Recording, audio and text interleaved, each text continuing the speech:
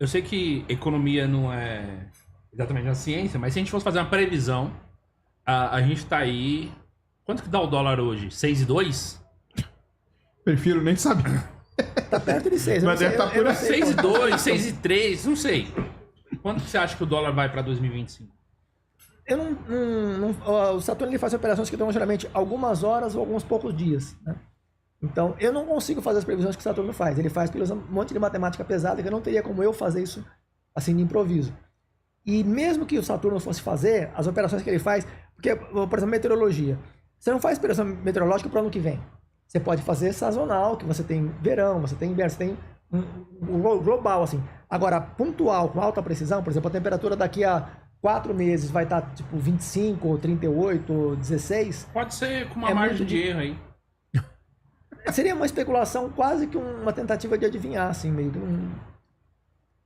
Se você acha que é vantajoso aplicar em dólar, se é melhor deixar em dólar ou em real, eu posso responder. É mais vantajoso em dólar do que em real. Agora, a longo prazo, assim, para longo prazo, né, o dólar é uma moeda muito mais estável do que o real. O ouro seria mais estável do que o dólar. Bitcoin, eu acho bem especulativo, mas por enquanto ela está indo muito bem. Eu acho que o Bitcoin está... Né? Se eu tivesse que optar entre real e Bitcoin, ficaria meio na dúvida. Entre real e Bitcoin fica na dúvida? Porque Bitcoin você pode... Se você caísse 90%, você teria estômago para aguentar 90% ali sem vender? Tem que aguentar. Você teria estômago para aguentar? Tem que aguentar. Tem, mas e se cair e não voltar a subir? Você teria estômago para continuar quanto tempo aguentando 90%? Bom, não, então... Porque... Vamos lá. É que o Bitcoin... Se você realmente tem Bitcoin... Você sabe que porque a maneira correta que você falou é isso, é você entrar e segurar. Se você entrar e segurar, porque um Bitcoin é sempre um Bitcoin. Isso, exatamente. Se você tem o Bitcoin a 100, se você tem ele a 50 e etc, não importa, porque um Bitcoin é sempre um Bitcoin.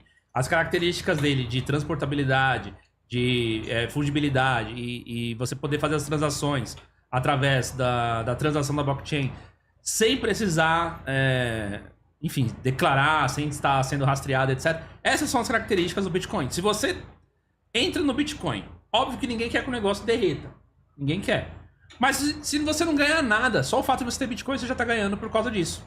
Entendeu? Talvez algumas instituições queiram que derreta, porque bancos, por exemplo, não é interessante para alguns bancos, para alguns governos, que as pessoas consigam fazer operações sem pagar imposto, apenas com privacidade, sim. Sem dar satisfação do que elas estão fazendo. Mas o que está acontecendo é que o Bitcoin continua valendo Bitcoin. A alavancagem do Bitcoin é porque o dólar, tipo, tava 6,20 e tudo mais, quase 6,30, e o dólar recuou. Por isso que o Bitcoin não chegou a 120. Esse argumento que o Bitcoin preserva as propriedades dele, o ouro também preserva, quase todas Mas o ouro é material, né? Você não consegue andar com quantos quilos de ouro você consegue andar? Mas é um outro argumento, então. O argumento que você estava usando é que o Bitcoin preserva as propriedades. Sim. Aí você está com outro argumento que o ouro você tem menos portabilidade para... Não, sim, mas e sem contar que, tudo bem, o ouro, aqui, se você estiver aqui no Brasil, o ouro valorizou 50%, certo? Só que aí você tem que pagar imposto na hora de... Você paga um imposto em cima da valorização do Bitcoin, ouro. você tem mais privacidade. Então, pois é. Mas a questão, o ouro já tinha essa característica, ele continua tendo. O Bitcoin também tinha. O argumento ele preserva as propriedades. O ouro também, ele não tem a portabilidade. Essa alta do Bitcoin que tá acontecendo não é porque o Bitcoin tá valendo mais, é que o real tá valendo menos. Então essa é a grande questão. Na verdade, acho que as duas, mais o Bitcoin do que o real não desvalorizou na proporção que o Bitcoin subiu em relação a outras moedas, em relação a outras commodities.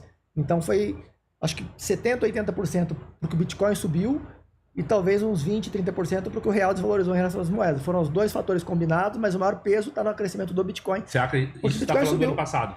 O Bitcoin subiu em relação ao dólar, por exemplo, subiu em relação ao ouro, o Bitcoin subiu em relação a tudo. Então não foi só, o real também desvalorizou, mas foi um pouco só. O real desvalorizou uns 10%, talvez. O Bitcoin subiu 100%, mais de 100%. Então, muito mais foi pelo próprio Bitcoin, características do Bitcoin que fez a subida, do que da desvalorização do real. Foi os dois combinados, né? Outros fatores também combinados, mas principalmente esses dois. Mas o maior foi o mérito do Bitcoin, não demérito do real nesse período.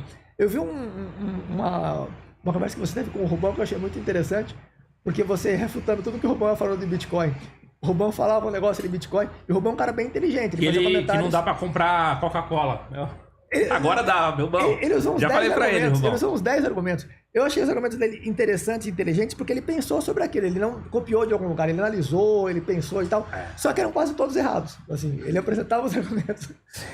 E aí você rebatia, chega um ponto que ele não deixava você falar mais. Você falava, ele começa, não, pera. Tipo assim, chegou uma hora que ele não deixava mais. O argumento dele maior é esse daí, que não dava pra comprar. Hoje já dá, porque Foram a vários, maioria eles do... Na verdade, esse é o maior argumento da galera contra o Bitcoin, Eles é esse, usam né? os Que é 10. um dinheiro que você não anda aí pela rua e tal, e você não faz hoje, Não, então, né? hoje no Brasil ainda não tinha na época, mas agora tem em território nacional, você consegue converter e gerar até mesmo o cartão pré-pago. Você fica com um cartão que você está convertido do Bitcoin, de outra cripto, etc, para BRL, né? E aí quando você tá com um saldo, você vai lá, usa o aplicativo, converte, vai direto pro cartão, acabou. O que eu vejo de principais vantagens são a privacidade e a liberdade. Assim, o Medo fala que é reserva de valor.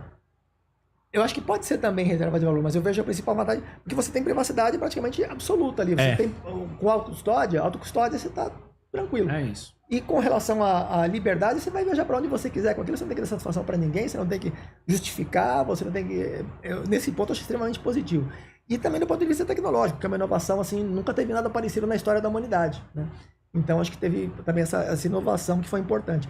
Mas com relação à reserva de valor e com investimento, eu nem acho que é uma especulação. Né, Aquela conversa que a gente teve da outra vez também falou sobre isso, né? O 38 falou uma coisa que... Foi. Mas como não é reserva de valor se você está tendo justamente a oportunidade de colocar em algo que não tem como expandir a base monetária? Porque geralmente reserva de valor, porque a questão não é só expandir a base monetária, você pode ter uma anulação, uma neutralização, uma proibição que, tipo, Bitcoin parou de valer. Teve alguns argumentos que o Rubão usou, que eu acho que até eram bastante...